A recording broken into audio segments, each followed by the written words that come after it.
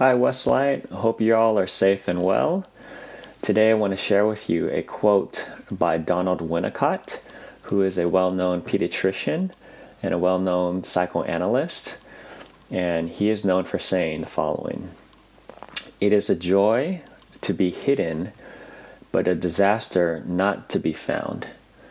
And I think it's such a profound saying because it speaks to how, in the short term, it could be really exciting to be hidden from others.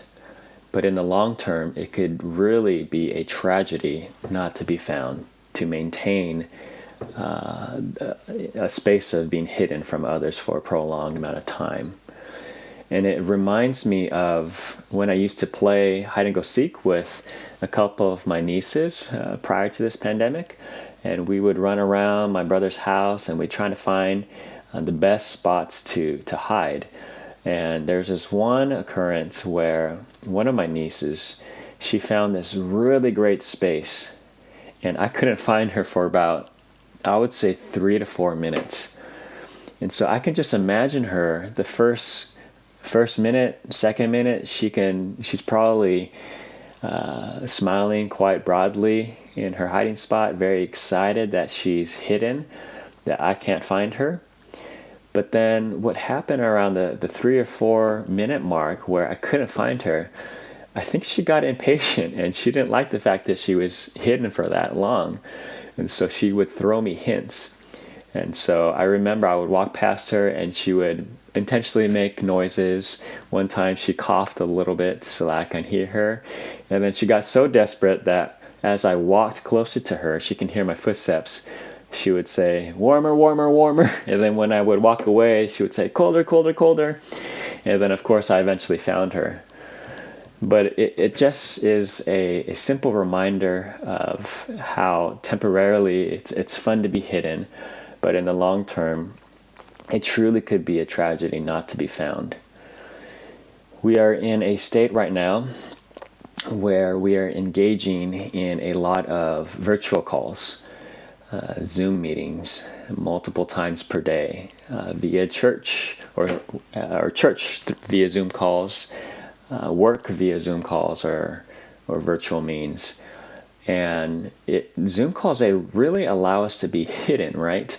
So not to call anybody out because I do this myself too, but when you go on Zoom calls, sometimes there are individuals on there who don't turn on the video and you just hear their audio and you don't know what's going on their side of the screen.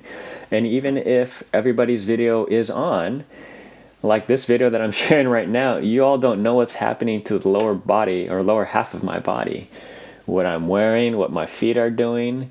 The lower half of our body really gives us information and allows us to read other people's reactions. Even if we're getting together in person, we are socially distanced, so it's harder to read cues. It's harder to hear one another. And on top of that, we're all wearing masks. And so we don't know what type of expression their mouth is making. We don't know if they're smiling, whether they're frowning. And so we're living in a culture right now because of the pandemic where it's so easy for us to hide. And perhaps at first it might be exciting, maybe for some introverts or for those who are more shy, you might prefer this type of what's going on in our culture. But in the long term, similar to the hide and seek game, I wonder if we're going to get tired of not being found by others. And so my recommendation for you today is for you to try to be vulnerable with others, to try to push beyond these virtual calls, and in these virtual calls, to share your emotions with others, to share your feelings, to push beyond the superficialities, to push beyond the pleasantries, and to share from the depths of your heart. Because that to me is when true connection happens. That to me is when heaven on earth happens. I hope this was a blessing to you, Westlight. Please continue to stay safe and stay well and take care. Bye-bye.